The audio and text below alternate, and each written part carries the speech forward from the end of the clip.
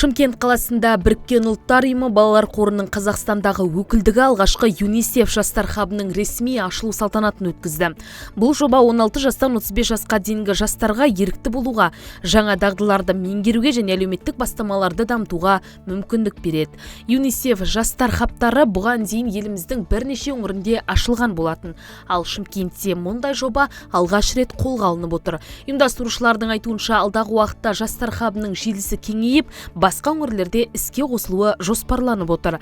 Аз уақыт ішінде жастардың еріктілікке деген қызығушылығын арттыра білген ұйым бүгінде белсенді жұмыс істеп келеді. 2025 жылдың өзінде бағдарламаға 10 мыңға жуық өтінім келіп түскен. 3 мыңнан аса жас білім алған.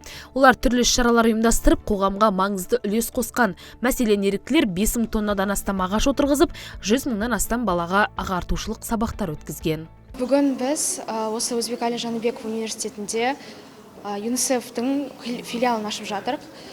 Осы Өзбекәлі Жаныбеков университетіне біз үлкен алғысымызды білдіреміз.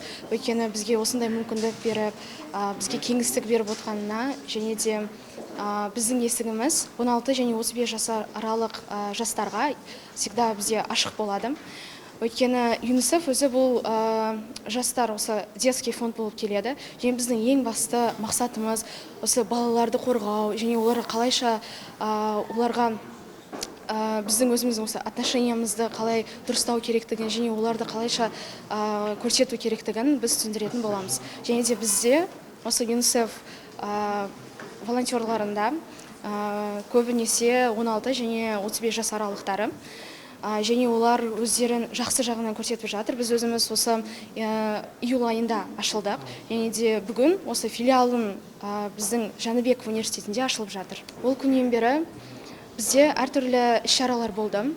Және ол іс-шараларда ең маңыздысы осы балаларға көңіл аудару бойынша. Мысалы, біз балалар үйіне бардық және оларға әртүрлі оларға керекті заттарын бердік. Және де бұл да бір волонтерлік ісі болып есептелінеді. Және де Түркістанда біз ағаш отырғыздық. Ол кезде біздің осы доктор Рашид тоже болды.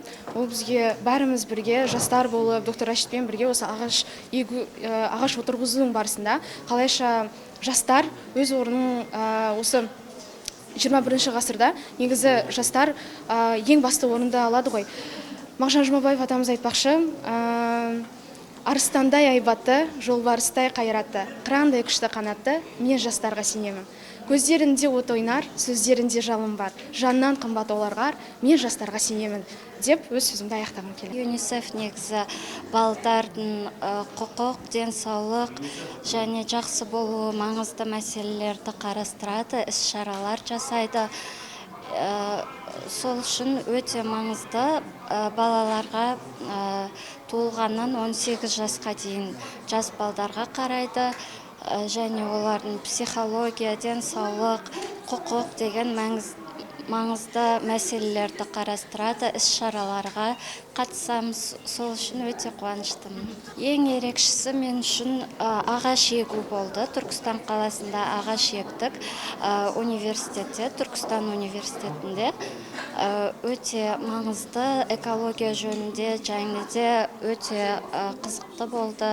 Осы хаб ашылған үшін біздің координаторлармен хабарласса болады, тіркеліп біздің реттерге қосыла алады. Жақын арада алдағы уақытта бізде тағы да қызықты іс-шаралар болуда. Сіздерді күтеміз. ЮНИСЕФ-тің Қазақстандағы өкілдігінің басшысы Рашид Мұстафа жастардың бос уақытын тиімді өткізуіне жағдай жасау және оларды қоғамдық шараларға тарту ұйым жұмысының негізгі бағыттарының бірі екенін айтады. Оның сөзінше Шымкент жастары өте белсенді және әлеуметтік бастамаларға үлкен қызығушылық танытып келеді. Потому что это есть Шымкент. Там теплые люди, город теплый. И у вас ректор и университет очень располагают к партнерству. Бүгін біз үшін айтулы күн, себебі ЮНИСЕФ жастар хабы Шымқалада ашылуда. Біз оған өте қуаныштымыз. Мен шымкенттік жастар жігерлі дер едім. Өйткені шымкенттік жастарда өсуге, кез келген шараға белсене қатысуға және айналадағы ортаны өзгертуге деген ерекше ұмтылыс бар. Бұл қалада жастар басқа біреудің бастамасын күтпейді. Олар өздерінің идеяларын ұсынады, жобалармен келеді. ал біз оны бірден байқадық. Сонымен қатар Шымкентке жергілікті билік пен жоғары оқу орындарының қолдауы өте күшті. Ал біз әрқашан жастар жұмысқа дайын болған жерден бастаймыз. Жастар хабы бұл уақытқа дейін Семей, Ақтау, Көкшетау, Алматы және Астана қалаларында ашылған. Сондықтан мен айтар едім, идеяларды ұсынудан қорықпаңыз және белсенді болудан тартынбаңыз. Бүгін балаларды қорғау күні, ал 20 қарашада әлем қабылдаған конвенцияда әрбір бала мен әрбір жас тыңдауға құқылы. Ал бүгінде Шымкент өзінің жастық шақтары естілетінін дәлелдеп отыр. Айта кетсек, ЮНИСЕФ жастар хабы Өзбекәлі Жәнібеков атындағы Оңтүстік Қазақстан педагогикалық университетінде ашылып отыр. Студенттермен бірлесе жұмыс жүргізуді көздейді. Мінберден сөз алған оқу орнының басшылығы жастардың дамуымен айналысатын жобаларға толық қолдау көрсетілетінін және жастарға қажетті жағдай жасалатынын атап өтті. Еріктілер ұйымы жас буынның білімін жетілдіріп, әлеуметтік бастамаларды дамытуына, еріктілік мәдениетін нығайтуына жол ашпақ. Бүгінгі күн университетіміздің тарихында аса маңызды күн. ЮНИСЕФ-тің қолдауымен республика бойынша тұңғыш рет ЮНИСЕФ жастары, еріктілер хабы Шымкент және біздің Жәнібеков университетімізде ашылып отыр. Бұл хаб жастарға білім алуға, әлеуметтік бастамаларды іске асыруға, волонтерлық жобаларға қатысуға және медиа контент жасауға мүмкіндік беретін тұрақты алаң болады. Біздің жастар қазірдің өзінде әлеуметтік жобаларға белсене араласып, қаламыздың дамуына зор үлес қосуда. Олар волонтерлық қоғамдық ұйымдармен және қалалық жастар ресурсының орталығымен тығыз ынтымақтастық орнатып, өз белсенділігімен ерекшеленуінде. Қазақстанның бастамасымен Біріккен ұлттар ұйымының бас ассамблеясы 2026 жылды халықаралық волонтердар жылы деп жариялау жөніндегі резолюция қабылдады. Осы халықаралық шешімдер мен бүгінгі ашылып отырған жастар хабы сияқты нақты бастамалар жастарымыздың ілгері жылжуына, әлеуметтік белсенділікті арттыруына және жаңа мүмкіндіктерге жол ашатынына сөзсіз. Бұл алаң олардың білімін кеңейтіп, шығармашылығын дамытып, қоғамдық өзгертуге бағытталған жобаларға жүзеге асыруға қуатты серпін береді. Бұл жоба Қазақстан Республикасы үкіметі мен ЮНИСЕФ арасындағы ынтымақтастық бағдарламасының шеңберінде іске асырылуда. ЮНИСЕФ жастары балалар мен жастардың құқықтарын, білім беру, экология және ақпарат саласына өзекті мәселелерді шешуге бағытталған маңызды бастама. Еліміздегі осындай бірегей кеңістіктің бірінші болып, оңтүстік өңірінде Шымкентте ашылуы біз үшін үлкен мәртебе, және жауапкершілік. Біз ЮНИСЕФ-пен және барлық серіктестерімізбен бірге жастардың жаңа мүмкіндіктерге қол жеткізуіне, олардың әлеуметтік белсенділігін арттыруына және өмірлік маңызға бар қызметке үлес қосуына қолдау көрсетеміз.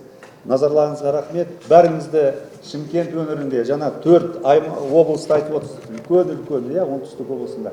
Біздің университетте, мұнда студенттер, әріптестер отыр. Біздің университетте жаңа Рашид мырзамен әңгімелескенде ашқанына мен тағы да айтамын, үлкен жауапкершілікпен, үлкен ризашылықпен қабылдап жатырмыз. Бәріңізді құттықтаймын. Бүгін біз ЮНИСЕФ-тің осы 4 өңірді біріктіретін хабының ашылуында жиналып отырмыз. Дәл осы хабтың Өзбекәлі Жәнібеков атындағы Оңтүстік Қазақстан педагогикалық университетінде ашылғанына өте қуаныштымын. Себебі 4 өңірге болсын, ЮНИСЕФ-тің белгілі тұлғаларына болсын, біздің Шымкент қаласының тарихын тереңнен түсіндіре алатын дәл осы оқу орда деп ойлаймын. Осы оқу орданың студенттері де ары қарай осы еріктілердің қатарына қосылып жатса, ол нұр үстіне нұр, себебі педагогтардың ерікті болған және олардың жастарға дәл осындай сананы қалыптастырғандарын мен өз басын өте қатты тілеймін. Дәл осы ЮНИСЕФ-тің жастары, әсіресе еріктілерін Шымкент қаласында қаншама уақыттан бері 1 жыл уақыттың ішінде күйбең тіршілікке араласып тірлік етіп жүргенін біз көрдік. Олар ешқандай қорқынышсыз, жүректерінде мейірімге толы бар қайсарлықтармен адамдарға көмектесуді жөн санайды. Ол қазіргі жастардың арасындағы сирек кездесетін, бірақ біз қалайтын қасиеттердің бірі. Сондықтан еріктілер қатарына қосылуға біз үздіксіз жастарды шақырамыз. Ол ЮНИСЕФ-ке болсын, ол басқа бір ұйымдарға болсын, еріктілер қатарына қосылу дегеніміз қайтарымсыз еңбекті көрсету арқылы адамның шын өмірдегі миссиясын түсіндіру. Бүгінде еріктілердің қоғамдағы рөлі ерекше. Олар өз уақытын аямай игі істерге атсалысып, мыңдаған адамға көмек көрсетуде. Жас еріктілердің белсенділігі елдің әлеуметтік дамуының, азаматтық жауапкершіліктің және бірліктің айқын көрінісі. Еріктілік арқылы жастар тәжірибе жинап қана қоймай, өз ортасын өзгертеді, қоғамға нақты пайда келеді. Осындай бастамалардың көбеюі болашақтың белсенді, жанашыр және жауапты буынын қалыптастыруға жасалған үлкен қадам. Бірлесе ынтымақтастықта серіктес болып, әрдайым осындай ынтымақтастықта жұмыс жасап жатқанына біз рахмет айтамыз, біз үнемі қолдау білдіреміз. Мынау біздің Шымкент қаласындағы бірегей университетіміз нағыз педагогтарды тәрбиелеп жүрген осынау ұжымның ішінде, осы университет қабырғасында ашылып отырған хаб, жаңа өзіңіз айтқандай, бұл арнайы үлкен жауапкершілік. Осынау 400 мың жастарды қолдауға да деген ары-қарайғы бастаманың алғашқы қадамы. Бұдан әрі де біз келесі жылда мемлекет басшысы 26 жылды еріктілерді жұмылдырудың халықаралық жылы деп отыр. Еріктілік, мынау сіздер отырсыздар, құрметті жастар. Нағыз сіздер қозғаушы күшсіздер. Жүректеріне мейірімділікпен мынау қорғаншылық сезімді негізге алып отырған алпауыт күшсіздер. Сол еріктілікте ары қарай жандандырып, осынау хабтың жұмысын алға сүйрейсіздер деп сенемін. Үлкен сенім артамыз сіздерге. Алдағы уақытта да бірлесе ынтымақтастықтағы жобаларымыз көп болсын. Баршаңызға тек сәттілік, жастарға шығармашылық табыс, және де еліміздің менмін деген, Қазақстанның, Шымкентіміздің жастары деген сонау атақты, абыройлы мінберде сіздерді көруге шақырамын.